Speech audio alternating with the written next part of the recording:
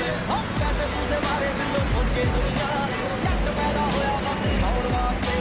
पैसे पूसे मारे बिल्लो सोचे दुनिया जट पैदा होया बस छाउण वास्ते